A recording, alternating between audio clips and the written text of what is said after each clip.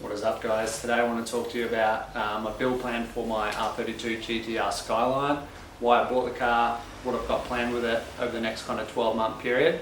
I grew up watching this car race around Bathurst, Group A's, absolutely loved it since that first moment. I grew up in a Holden and Chevrolet household, but when I saw these things racing against those cars and absolutely obliterating them, that's when I fell in love. I've loved them ever since. So about 6 months ago, finally pulled the trigger after many years of wanting one, and I bought this car here, a stock R32 GTR. I'll do a few videos on that whole process in the future, but stay tuned for those. But today I just want to talk about the current car, where it's at, and the build process from here. So my goal with the car is not to make it 800 horsepower supercar killer street monster. It's really essentially a daily driven car. I drive it to work. I want it to be kind of easy around town, but also be able to, take it up to the mountains and have a bit of fun. Maybe the odd track day here and there potentially, but essentially just I want a nice, fast and fun street car. I want it to be responsive. I want to maintain the authenticity of the car. I want to keep it looking fairly stock. So with that in mind, I'm not going to change a whole lot with the body at all. I think they look amazing as is.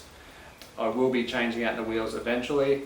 Ideally, I did want to go with LMGT1 or LMGT2 wheels, but I've just missed the boat on those things. They're just astonishingly expensive now. So yeah, a bit out of my reach. I'll probably go with something a little bit cheaper, but that will probably be towards the end of the build project.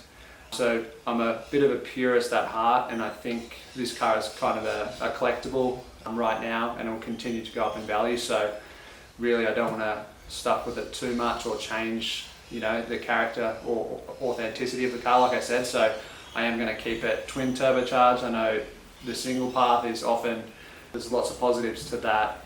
Obviously power, working on the car, the general performance is amazing, but I want to stick to the twin turbos.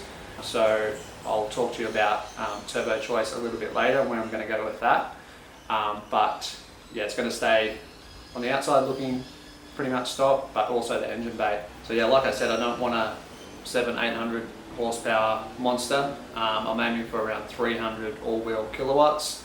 Something, again, like responsive, super fun around town, but it's just not super crazy. And I'm on a budget here, so I want to keep it reasonable. I'll buy second-hand parts where I can, where they're non-critical parts, but look to go new when it makes sense to do so. But yeah, around 300 all-wheel kilowatts, which is roughly 400 all-wheel horsepower, 480, 500 at the crank potentially. So yeah, nothing crazy, probably around 20 PSI boost, something that I want it to be responsive, down low, mid-range, but still have the ability to scream up top as well. So in terms of the turbochargers, I want the OEM look. So I don't want high mount turbos, I'm going to keep them low mount and looking stock, so something that is bolt on. So I'm looking at the Garrett Dash 9 turbos. They sit within the family of Dash 5s, Dash 7s. The Dash 9s are, I feel, for my goals, probably the best option, so that's probably the path I'm going to go down. They are called GT2859R-9, often commonly mistaken for 2860-9s. They are quite expensive. You can get the Dash 5s a lot cheaper, especially on the second-hand market here in Australia. It seems to be probably the most common turbocharger if people are upgrading the twins. The Dash 5s have more power, a little bit more lag, probably not as responsive, but you can get upwards of 400 all-wheel kilowatts with those. The Dash 7s are probably the most responsive. Very little lag in those turbochargers. The Dash 9s still have that responsiveness, lower lag, but allow a little bit more power. So they'll be able to achieve my power goals a little bit easier with the Dash 9s. But yeah, like I said, they are a bit more expensive. So that's probably the last piece of the puzzle in terms of build process, is either finding a good set secondhand or just going brand new with those. All right, moving on to the fuel system. I'm not going super big or crazy with the fuel system at all. In regards to the fuel system, I don't need to upgrade a whole lot to reach that 300 all-wheel kilowatt power goal. So I've gone with the Deechworks 550cc injectors, nothing crazy, but I've heard really good things about those. Super reliable, fairly well priced, so I'll be upgrading those. Also, just a small Walbro. This is TI Automotive, it's the same brand as Walbro, same manufacturers. That's only a 255 litre per hour in-tank fuel pump, but again, that will allow me to keep that OEM, drivability. They are super quiet, being in-tank and a small volume pump. So yeah, wanted to buy those brand new just to make sure there's reliability there and make sure everything's working properly. The fuel system in that is all original, so who knows what's going on that side of things. So I just want to keep that reliability there with the fuel system.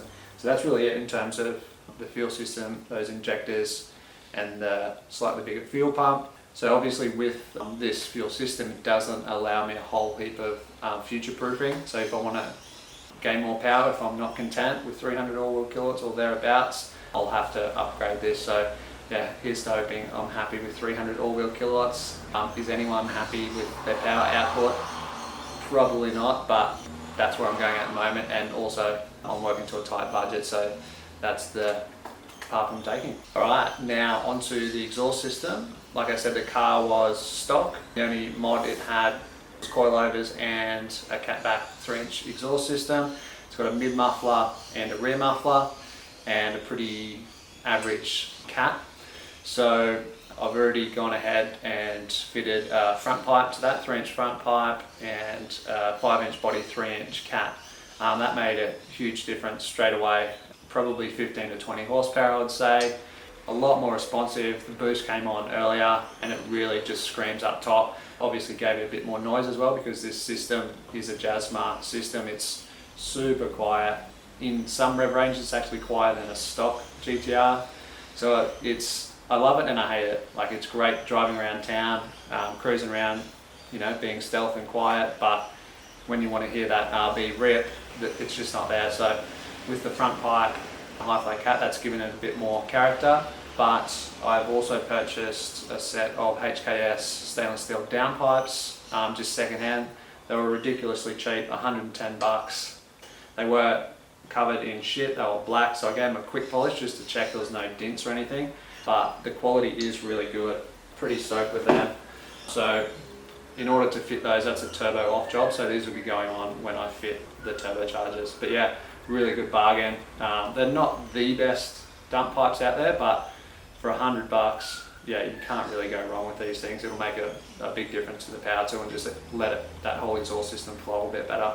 Alright, over to the intake side. When I bought the car, it had the stock air box and the stock air intake over the headlight, so I just removed that. The first mod I did was remove that little intake system that just allows a bit more air into the airbox. But eventually I bought some Apexi Power Intake pods.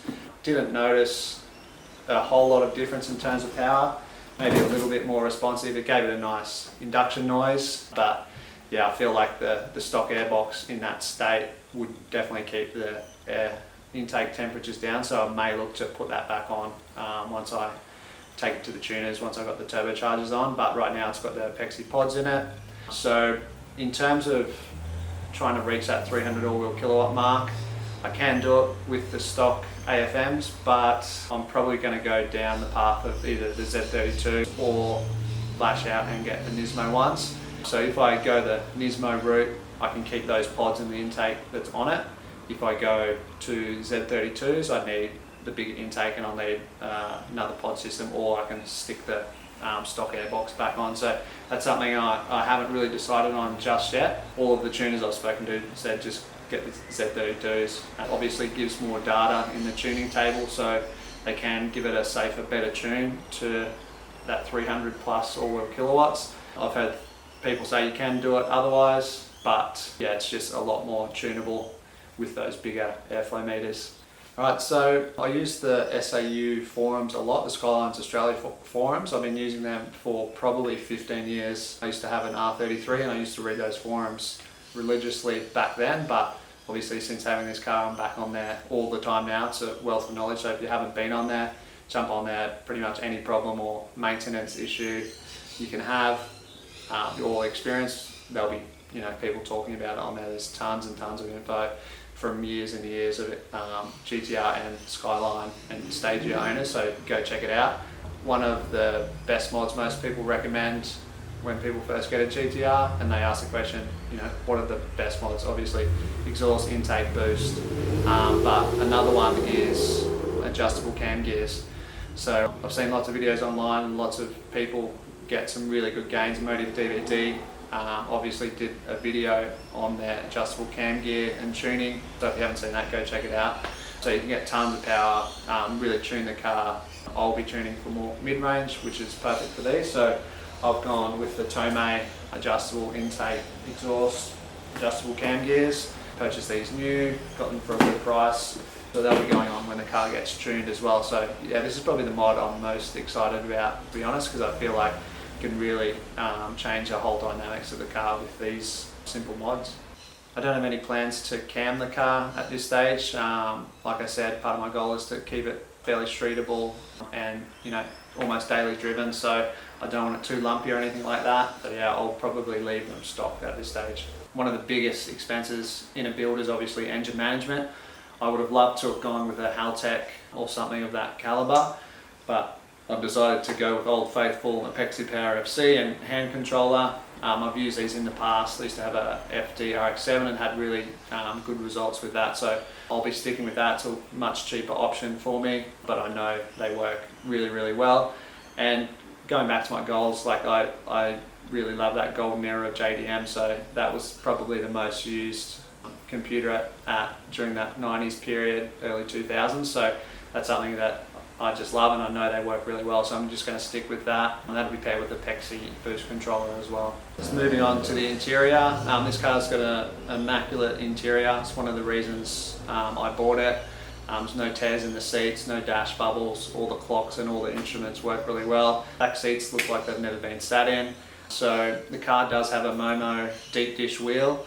I actually love the feel of the wheel, but it says drifting on it, which this car doesn't drift much at all. So yeah, I'll probably change that out. I do want to go back to a stock 32 GTR steering wheel, but again, they're just becoming crazy expensive. So I'll probably go with an Arty or something like that eventually, but no rush to change that just yet, because like I said, I do like the actual feel of the wheel. And the other thing is it's got a aftermarket Japanese stereo, which doesn't work, so ideally I'd like to find a stock OEM unit and probably put a Bluetooth system in the glove box. But I've had this thing for 6 or 8 months now, and I've never gone to turn on the stereo because I just love driving it too much. So that's down the track. I'm not too fussed about stereo at this stage. So that's really it for now, guys. Hopefully I can keep the authenticity and the character of the Skyline. My goals are, like I said, nothing crazy, 300 all-wheel kilowatts, but still be daily driven, comfortable, not harsh, not lumpy, not crazy. So I believe with these simple mods I'll be able to achieve that, and yeah, like I said, just like really transform the car into something a bit more fun, a bit more responsive, take it up to the mountains on the weekends, but also just be able to cruise around town. So this is a brand new channel, guys, so thanks for getting right to the end of the video. I'll be producing heaps more videos on the GTR. If you like this video, please subscribe, like and comment. Peace.